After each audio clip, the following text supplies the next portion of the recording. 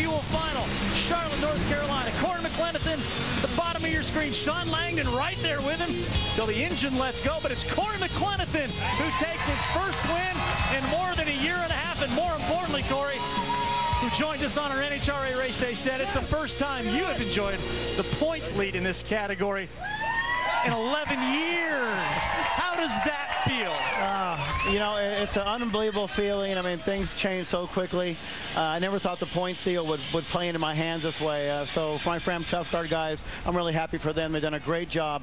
Todd Oklahar, Phil Schuler, and I kept saying, when we get to the countdown, we want to be in full stride. So, I mean, to have it come across like that, the very first race out, go from 5th to 1st, you know, I know how Robert Hyde feels by going 10th to 3rd, but I mean, for us, it's a huge jump. My biggest thing is I feel like we're kind of tied up front right now. We just need to go qualify well, try to go rounds today on Sunday, but for me, it's still just one round at a time. Well, here are those points. Mike, your do or done line down there below Morgan Lucas. Yeah, 8th place, less than 5 rounds out, but I want to focus on the top 4. You guys are all within 1 round of racing. And Cory, I know you brought out that brand new car at Indy, and you're one of those drivers, if you get a good piece of equipment, you rise to the occasion. How much has that new car helped you think? Huge. I mean, you know what? I heard you say it on film last weekend, and I watched it when I got home, and you're right. I mean, I'm one of those guys where if everything really starts rocking our way, it does help me. It helps my confidence, gets me going, and I feel that way right now. Well, we got a little graphic, too, for you, talking about your reaction time and your win percentage. Before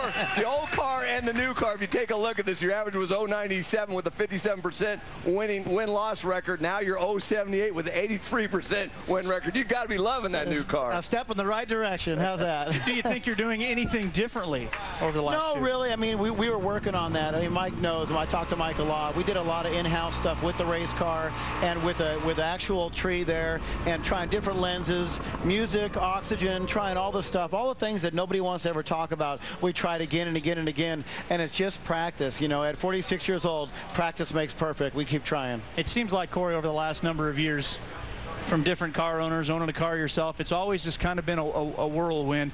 This year, new team comes over. This is a unique team. You guys have kind of a unique relationship. Tell me a little bit about it. Really do. A lot of people didn't realize what a big switch it would be for us on the Fram Tough Guard Top Fuel car. But as we came in here, all funny car guys. Not one guy had been on a Top Fuel dragster before, except for one that worked with Brandon for just a few races. Todd Oklahar and Phil Schuler, big funny car guys in the past. They have come in, stepped up, and they've done a great job. Now, they have had a lot of help from Mike Green, Neil Strasbar, with our teammate Tony Schumacher, but I'll tell you, they've taken the ball and they've run with it. They've done an awesome job. I owe it all to them. Hang out with them too. You'll find out that they're screwballs. They certainly love to laugh. Also a big concern for Cory McClenethan, the fan question. Let's check in with Maya Rutledge from Little Elm, Texas. You got him on the spot. What do you want to say?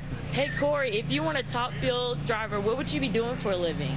Oh, that is easy, Maya. That's question would be veterinarian. We've Debbie and I have looked into me doing vet tech school after I get done racing this Top Fuel dragster. You see Tori here. She's my road dog, my girl. She's oh, look at her. She's on the bed. Debbie ain't gonna like that one. Don't look, now, that's Debbie. Funny right Blame there. that on the producer. The producer did that. Yeah, Eric Swearingen, be the guy you want to talk to there. I just got thrown under the bus on that one. But yeah, veterinarian. I'm huge. If I could save every dog out there that doesn't have a home, I would do it. I'm part of Petey's Promise. It's out of Charlotte, and with my good friend Liz Merlot, and it's one of those things where I'm just a huge animal lover. So that answers that question. Absolutely. Thank you very much for that. Cory, I want to ask you. You won in Charlotte. Would you trade that win to be part of that 4-wide? I'll never give up a win for something like that. But I'll tell you one thing. I couldn't wait to see it on TV when I got home. The fans went crazy. But when 4 cars went down through there, we were in our pit, getting ready to warm our car. It was so loud, I couldn't believe it. What a thing. I mean, it's just, you know, a piece of history. So I'm sure they were glad and proud to do that. Before Mike had to sit in the booth, I was right trackside for that. Time now for our stat man, stat of the race. Take it away, Lewis. Thanks a lot, Dave. Thanks, Mike. And nice to see Cory on the set. Let's talk about Joe Amato and Larry Dixon tied for the most round wins in Top Fuel history at 527. But here's the stat. Joe Amato took 325 races to get to that plateau. Larry Dixon only 7 more at 332. I find that surprising. And how about Cory Mack, our guest? If he gets to the final, he will race in his 800th round of Top Fuel competition this weekend. That's a lot of rounds. You know, we got to retract what you are old. You've been here a while. You know what? Only stat man comes up with this stuff. I never even think about stuff like that, but when you hear it like that, it's like, oh my God, okay. It always makes us feel how really old we are, right? Exactly. Happy birthday to Mike Dunn tomorrow as well. How about that? Oh, boy. Mike, we're going to have a little heat today. Preview what we're going to see tonight at 7 o'clock. Well, we're going to see some big racing. We're deep in the heart of Texas. Everything's big here. So you're going to see some big-time side-by-side full throttle drag racing. Cory McClenethan, thank you so much for coming. How about it, guys? Cory Mack.